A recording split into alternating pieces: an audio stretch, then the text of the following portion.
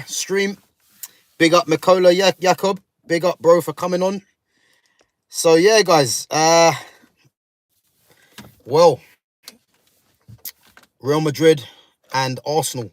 Arsenal running out 5-1 winners on Nugget. Um, Bloody hell, didn't see that coming over two legs, and I think it has to be said. It has to be said that Arsenal dominated both legs. I think the first leg, was always going to be an uphill task. Yeah, big up Mikola, big up for coming on, bro. I think the first leg was always going to be an uphill task, for Real Madrid to turn it around. But I thought, to be honest with you, if there's one team in world football that I could see, that would have been able to have staged a comeback, it would have been Real Madrid. But I must say, credit goes to Arsenal, to be fair. Arsenal managed both legs very well. I'd have to say, I think Arsenal's second leg performance yesterday was probably better than the first performance, funny enough, because I think Real Madrid would have been expected to, of dominated the game, early on in the early stages and got a goal. And I'll be honest with you, they never looked like scoring. And, credit goes to Arsenal. I think Arsenal managed that game perfectly. I think in terms of players that weren't playing, I think Gabriel was going to be a massive miss, but it turned out in the end that Gabriel wasn't missed at all, really. He was, I think Kivior coming in, made it seem as if, Gabriel was playing in a sense, because their defense was solid. Nothing got past them, really. And I think the one disappointment from what I see of Real Madrid is that Real Madrid were too busy trying to put balls into the box, and we'll get on to Real Madrid in a bit. But I think full credit has to go to Arsenal, man. Arsenal thoroughly deserved, to go through over both legs. Again, I didn't see that coming. I thought Real Madrid, especially with their heritage in this competition, I thought Real Madrid would have at least, got a couple of more goals and made it tight, made it tough for Arsenal. Even if Arsenal was to go through, I thought Real Madrid would have put up much more of a fight in that second leg. But to be honest with you, they were well and truly beaten, and I think in terms of performances, I think the whole defense was good. I think Lewis Skelly, to be fair, is proven to be, one of the finds of the season at left back for Arsenal. First time playing at the Bernabeu, and looked as though as if he'd been playing there for years. I think Saliba locked up Mbappe. Kivior again was flawless, really. Yuri and Timber, I think, everyone knows Vinicius Jr. is a problem, is a massive threat for Real Madrid. And I think apart from possibly Kyle Walker, I think Timber's probably been the only one that has managed to contain Vinicius Jr. the way he did. And again, Timber adding to that back line made it formidable. Midfield, Thomas Partey again. I mean, Thomas Partey's missing the first leg, which is going to be a massive miss against PSG in a semi-final. And I think it's stupid booking that he got, but he was great again from the first leg. Declan Rice again had a decent performance as well, making some crucial blocks. And again, Odegaard for me was in and out of the game. I think he flattered to deceive in some parts of the game. Saka was a threat, to be fair, and when Saka missed the penalty, I thought, this could be the turning point for Real Madrid to come back. But again, he took his goal very well in the second half. Martinelli was decent as well in terms of his defensive work and being a threat on the counter-attack. And Mikel Merino, to be fair, has to be said, he's making it seem as if they're not even missing a frontman. Like, they're not missing a striker, you would say. And his assist for Saka's goal, if you have probably a Jesus or a Havertz, I don't know if they see that pass, So, yeah, man, it was a great team performance from Arsenal. and Real Madrid, to be fair, have a lot of work to do. So yeah, Arsenal go through to the semi-finals against PSG, and for me, this will be Arsenal's biggest test so far in this competition. I know Real Madrid has the name, but I think in terms of how PSG have been playing as of late, I know Arsenal beat them earlier on, but this is a different PSG team. And I think over two legs. And I think what's going to be crucial as well is that Real Madrid are having to play, I mean, not Real Madrid, Arsenal are having to play PSG in the second leg at the Parc des Princes. So depending on what the first leg result is, this could be crucial for both teams. And I think personally, I can see Arsenal being stopped in their tracks against PSG, because I think PSG will be the team that Arsenal probably wouldn't want to play in terms of being able to keep the ball. They got three midfielders there that are all adept at that, and they've got a fluid front three that can cause problems. So, yeah, I think this is going to be for me will be the tide around.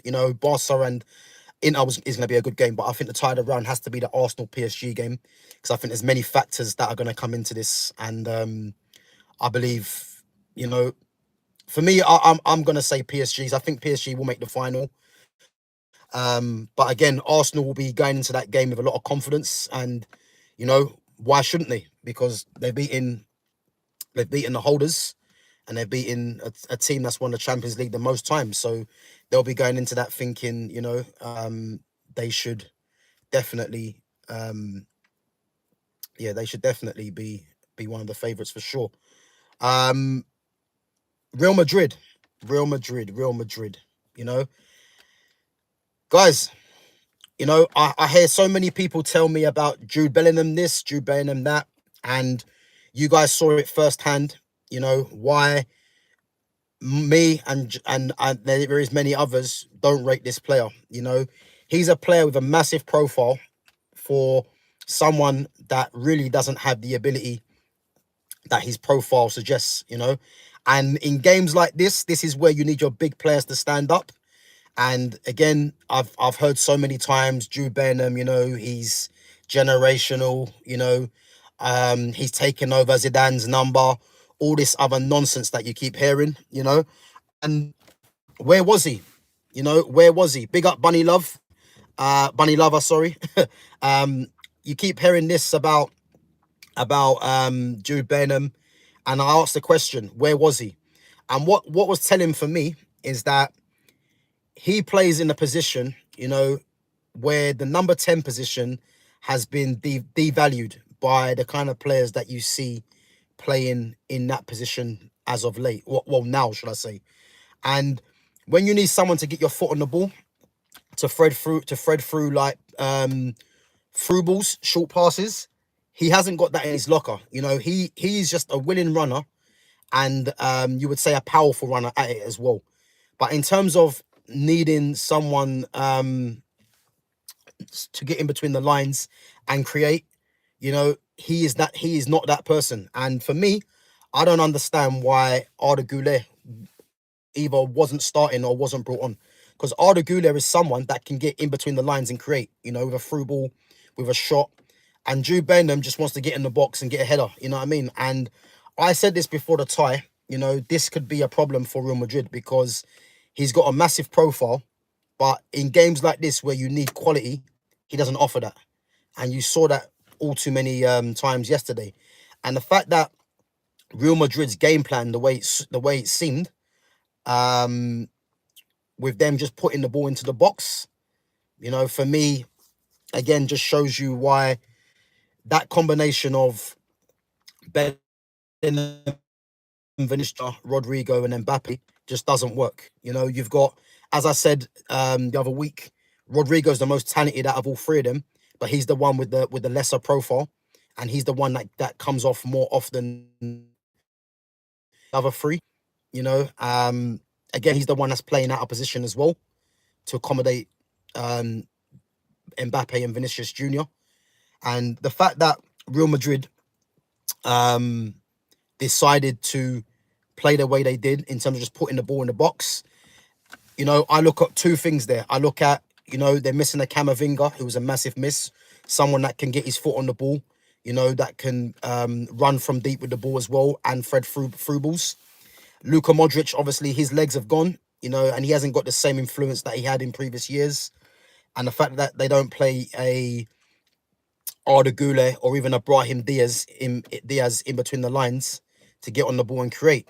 And this is what you get, because that front three, there's no kind of connection there really, because you've got Mbappe and Vinicius Junior that both want to occupy the same positions, and Mbappe obviously has to play through the middle because Vinicius is on the left, and then you've got Rodrigo, as I said, who's the most talented out of all three of them, or all four of them. He has to play on the right, and you can tell he's not really natural in that position.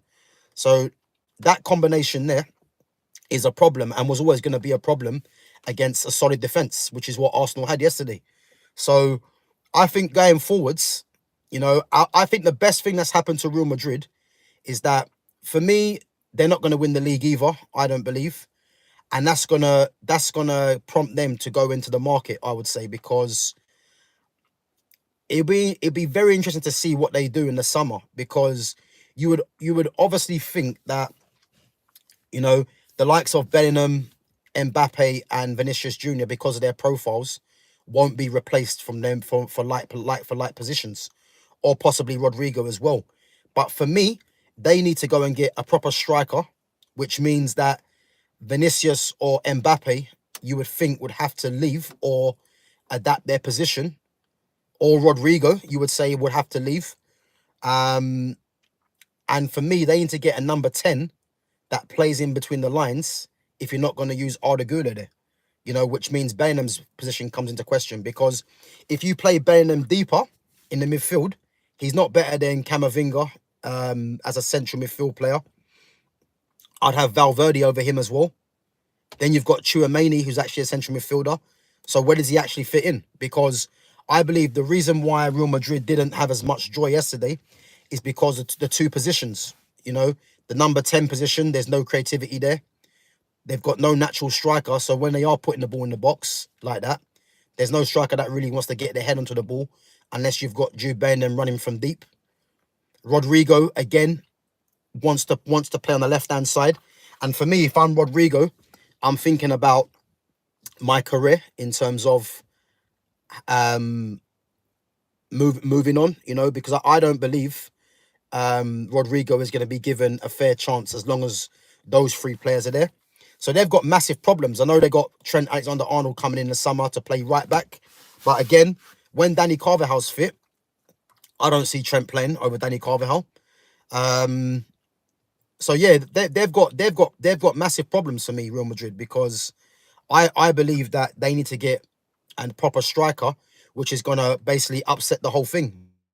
Because you're bringing in Mbappe for that amount of money, how you gonna put Mbappe and Vinicius Junior in the same team? Because if you go and get another striker in, let's say, and then you play Mbappe and Vinicius Junior, not one of them is gonna want to play on the right, so you're gonna have a problem there. What happens to Rodrigo? And even if you play Mbappe and Vinicius right left striker, that combination don't work, because you've got too many players there who are more effective off the ball. So you need a creator, which is why Arda Güler not playing was a massive problem. And as I said, where was Jude Bellingham yesterday? He was nowhere in both legs. So this is what I mean. People need to stop going with the general consensus where a lot of these pundits, a lot of fans that don't really study the game properly, the media, as I keep saying, they are doing this because they're making you think these players are a lot better than what they actually are, and again, you can safely say as well that the Ballon d'Or won't be going to anyone at Real Madrid this next time as well. You can safely say that. So yeah, for me, I think Real Madrid have got a lot of problems. Personally, I think going forwards, because they've got three players there in Bellingham, Mbappe, and Vinicius Junior who have massive profiles. But the problem is I would say at least 2 of them have to be dropped if Real Madrid are being serious, you know. And again, that's going to be an uncomfortable conversation because of the hype that these players get. But I think going forwards, if Real Madrid want to dominate, you know, La Liga or Champions League again, something's going to have to give. And I think that those two, those 3 players, shall I say, I think only one of them can survive, and that's the actual truth. But yeah, guys, big up for your comments. Just gonna go on some of the comments. Big up, Michelle Majuri says rugby is better. I beg to differ that, to be honest. Yeah, big up Mikola Jakob. Big up Paul. So Paul says, next, can you do Aston Villa? Not today, Paul. As I said, I done Aston Villa the other day.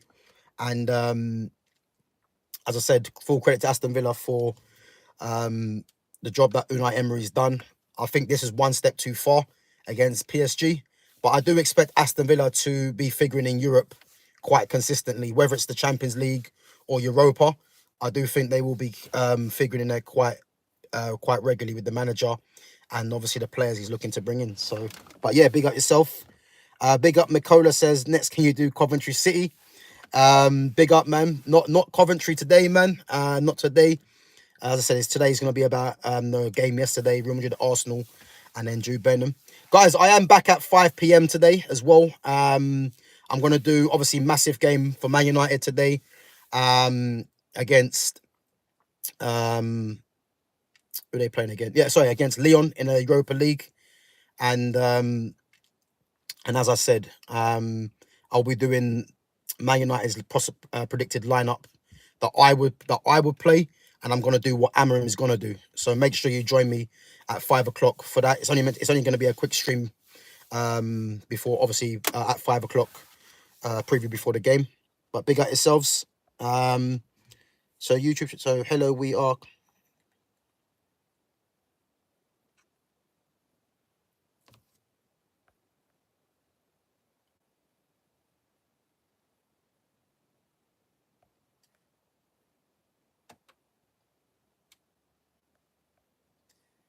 I don't know if this is legit.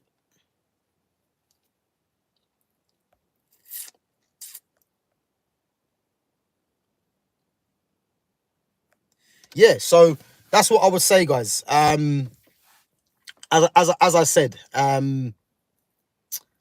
yeah. I think that personally, Bellingham, you know, is a massive problem in this Real Madrid team, and going forwards, it'll be interesting to see, yeah, what happens in regards to Real Madrid.